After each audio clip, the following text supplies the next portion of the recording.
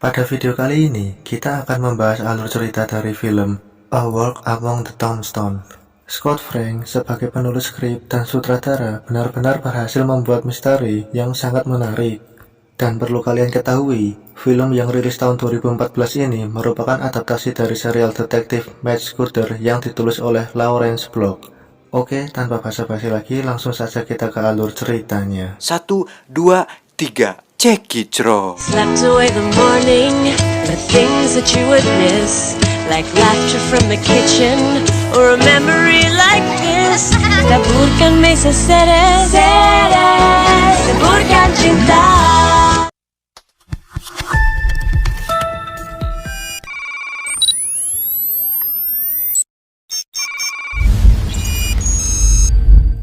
Pada tahun 1991, Scudder, pensiunan petugas polisi, yang tiba-tiba terjebak di sebuah perampokan bersenjata di sebuah bar di mana petugas Scudder sedang minum. Senjata Scudder menembaki perampok itu, namun salah satu peluru itu tidak sengaja menembak seorang gadis berusia 17 tahun dan langsung membunuhnya. Trauma dari pengalaman itu, Scudder berhenti dari kepolisian dan menghabiskan 8 tahun ke depan di tempat rehabilitas. Sementara itu, ia bekerja sampingan sebagai detektif swasta tanpa izin. Suatu malam, setelah pertemuan di rehabilitas Alkoholik Anonymous, Scudder didekati oleh seorang pria bernama Kenny. Dia ingin memanfaatkan Scudder untuk menemukan pembunuh istrinya. Kenny menjelaskan bahwa istrinya diculik untuk uang tebusan dan para penculik membunuh istrinya setelah ia membayar $400.000. Penculik itu memotong tubuhnya dan dikembalikan secara terpotong-potong. Scudder langsung menyimpulkan bahwa Kenny adalah pengedar narkoba. Karena memiliki sejumlah uang tunai dan tidak mau memanggil FBI atau polisi setempat untuk membantunya. Dengan enggan, Scudder menerima pekerjaan tersebut. Di perpustakaan lokal, Scudder bertemu seorang remaja bernama TJ yang membantu Scudder mencari informasi di internet mengenai kasus-kasus yang mirip dengan Kenny. Scudder akhirnya menelusuri penculik MO dan kemudian bertemu dengan seorang penggali kubur yang menemukan salah satu dari sisa-sisa korban. Setelah tanya jawab dengan groundsman, ia kembali ke rumahnya. Scudder belajar bahwa groundsman adalah kaki tangan salah satu pembunuh dan telah memiliki kesulitan atas perannya dalam melakukan pembunuhan tersebut. Groundsman menjelaskan bahwa ia bertemu dengan dua orang yang Scudder cari di toko.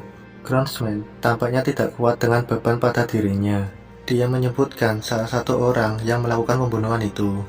Scudder mendapatkan nama salah satu dari dua laki-laki yang bernama Ray. Tapi sebelum ia dapat mengumpulkan informasi lebih lanjut, Groundsman tiba-tiba bunuh diri dengan lompat dari gedung apartemennya. Akhirnya Scudder melakukan penyelidikan lebih lanjut lagi. Di lingkungan perumahan, Ray dan komplotannya mempersiapkan diri untuk menculik wanita lain. Namun Ray tiba-tiba membatalkan penculikan itu pada menit-menit terakhir. Setelah mereka bersiap untuk pergi, Ray mengamati putri targetnya meninggalkan rumah. Ketika Scudder mengikuti para penculik itu, ia menyuruh TJ untuk membawa kotak peralatan polisi lamanya ke rumah korban dan memerintahkan korban untuk menolak pembayaran kecuali mereka dapat membuktikan gadis itu masih hidup. Untuk membenarkan gadis itu masih hidup, maka mereka harus menebak teka-teki yang diberikan Scudder kepada mereka. Scudder mengumpan Ray dan komplotannya keluar dengan memaksa mereka untuk mengambil uang tebusan secara pribadi. Setelah uang tebusan dibayar, tembak-menembak pun terjadi dan melukai Ray. Para penculik melarikan diri dari tempat perjanjian dan tidak menyadari bahwa TJ berhasil menyelinap ke dalam van mereka. Di rumah mereka, Ray mencoba untuk mendapatkan perawatan medis untuk luka tembakannya. Namun rekannya memilih untuk membunuhnya sebagai gantinya. Setelah TJ melakukan panggilan kepada Scudder dengan lokasi rumah itu, Scudder dan timnya tiba dan melakukan baku tembak yang sangat singkat. Orang Scudder yang berhasil menahan kedua orang itu, lalu Scudder menginstruksikan TJ untuk kembali ke tempatnya. Setelah menawarkan Kenny agar tidak melakukan balas dendam, tapi Kenny memilih untuk balas dendam. Tapi Ray dapat lolos dan membunuh Kenny sebelum ia bisa balas dendam. Perjuangan lain terjadi kemudian antara Scudder dan Ray yang berakhir ketika Scudder menembak Ray dari jarak dekat. Polisi tiba untuk mengamankan tempat kejadian dan membungkus kasus ini. Cerita diakhiri dengan Scudder kembali ke apartemen di mana ia bertemu TJ yang sedang tertidur. Oke guys, mungkin sampai sini dulu pembahasan kita kali ini, karena alur ceritanya menurut saya juga sudah jelas, jadi tidak perlu ada kesimpulan lagi.